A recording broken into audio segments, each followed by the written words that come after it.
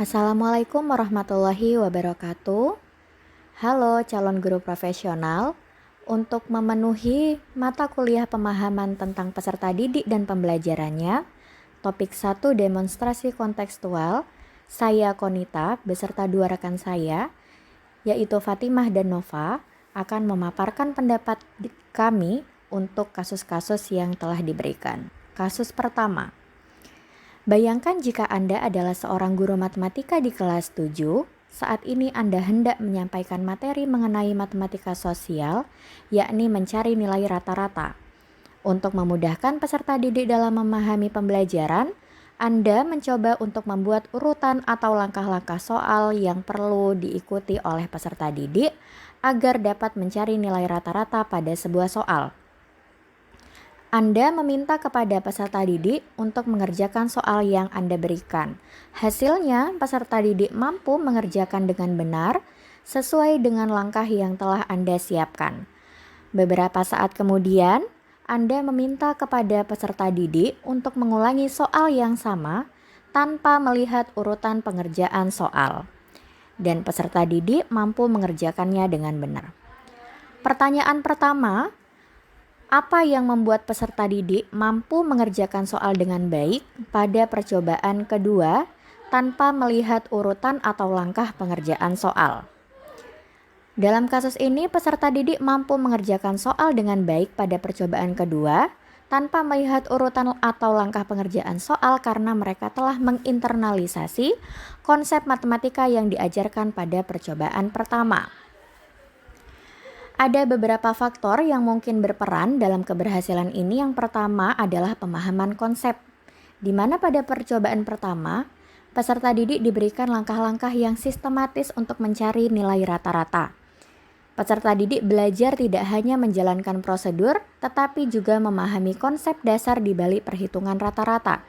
Dengan memahami konsep tersebut, mereka dapat menerapkannya dengan lebih baik pada percobaan kedua tanpa panduan langkah demi langkah. Faktor yang kedua yaitu pembelajaran berbasis konsep. Metode pembelajaran yang digunakan memfokuskan pada pemahaman konsep, bukan sekedar menghafal rumus atau langkah-langkah tertentu. Hal ini memungkinkan peserta didik untuk menggeneralisasikan pemahaman mereka dan mengadaptasinya ke berbagai situasi matematika. Konsep yang ketiga yaitu pembelajaran aktif, di mana peserta didik aktif terlibat dalam memecahkan masalah dan mengerjakan soal pada persoalan pertama. Ini memberi mereka kesempatan untuk berpikir secara kritis dan mengembangkan pemahaman yang lebih mendalam. Aktivitas seperti ini mendorong peserta didik untuk berpikir secara independen.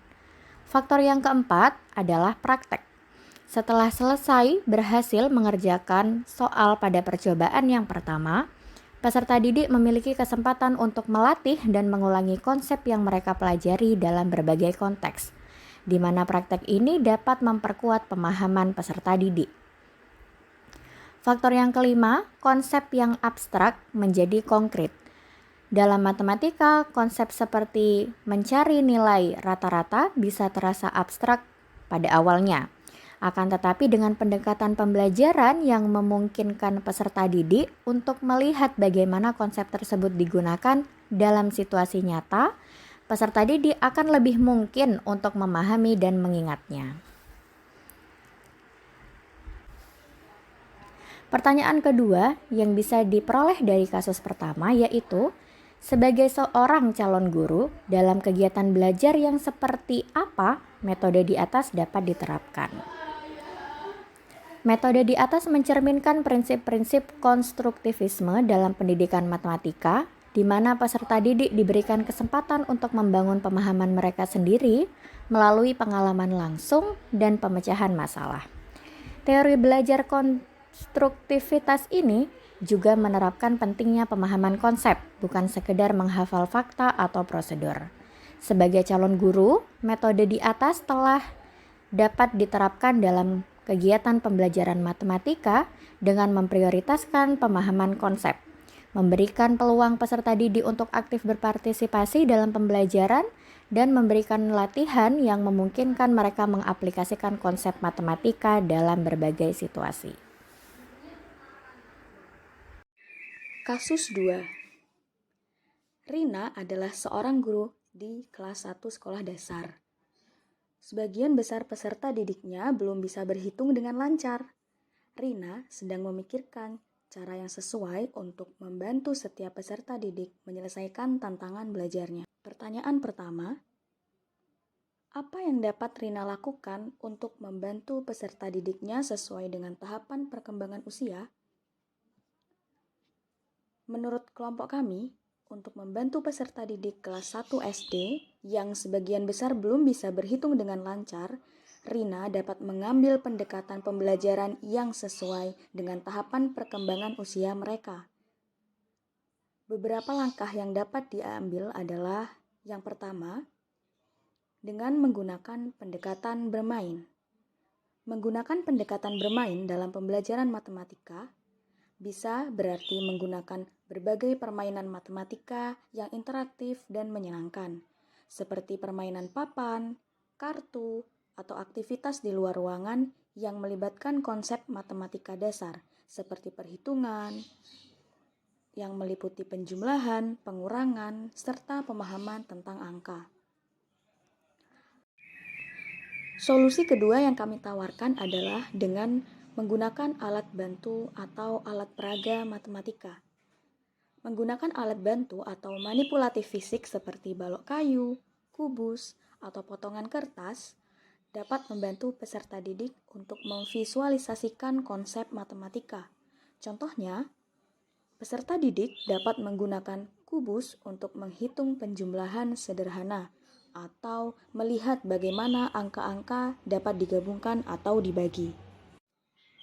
Solusi berikutnya yang kami tawarkan adalah dengan memanfaatkan cerita matematika.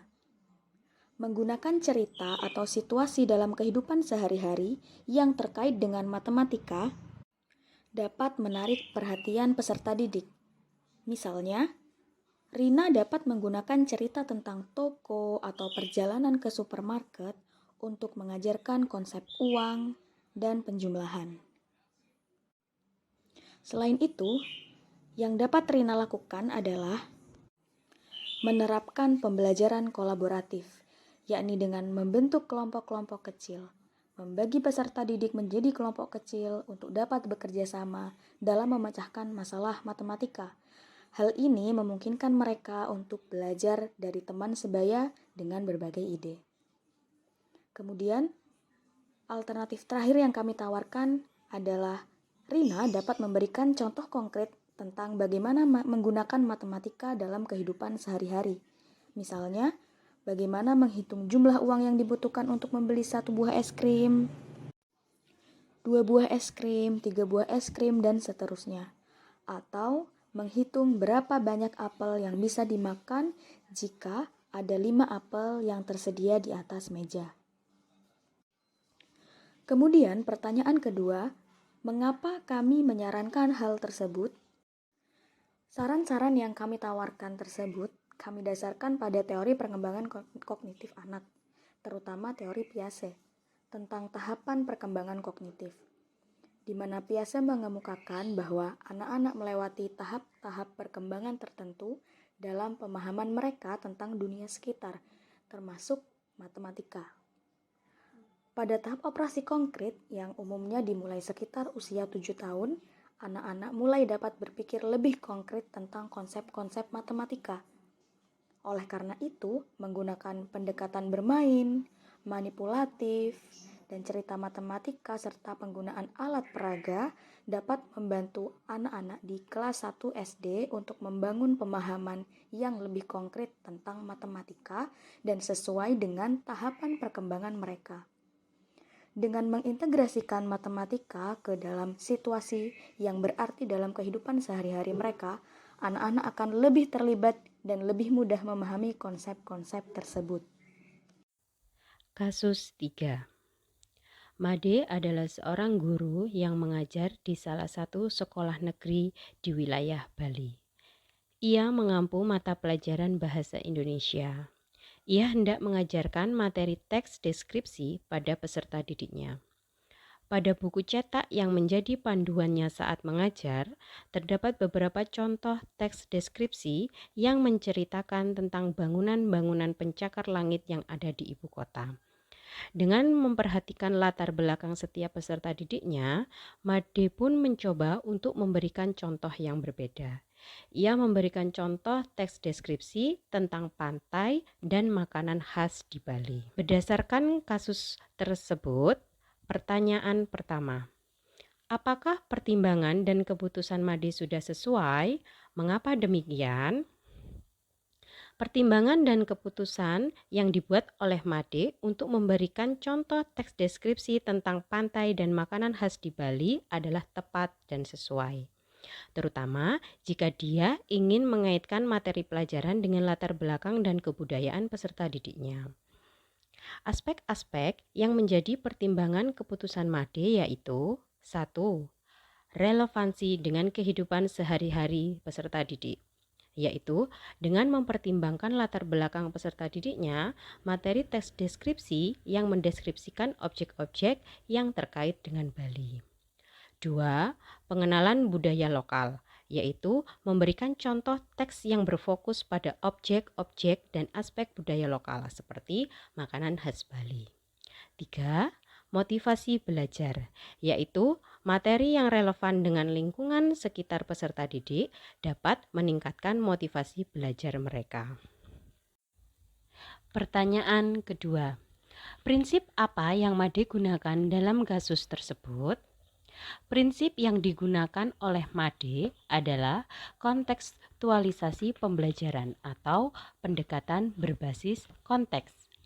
Pendekatan ini menekankan pentingnya hubungan materi pelajaran dengan pengalaman, latar belakang, dan budaya peserta didik. Dalam hal ini, Made mencoba memadukan materi pelajaran dengan konteks budaya dan geografis peserta didiknya di Bali. Pendekatan ini juga sesuai dengan prinsip pendidikan inklusif, di mana guru harus mempertimbangkan keragaman latar belakang, kebutuhan, dan minat peserta didik untuk menciptakan pengalaman belajar yang lebih bermakna dan inklusif. Demikian tadi pemaparan demonstrasi kelompok kami mengenai tanggapan dan solusi yang kami tawarkan terhadap 3 contoh kasus dalam pembelajaran. Semoga apa yang kita sampaikan tadi bisa bermanfaat bagi kita calon guru profesional. Akhir kata, wassalamualaikum warahmatullahi wabarakatuh.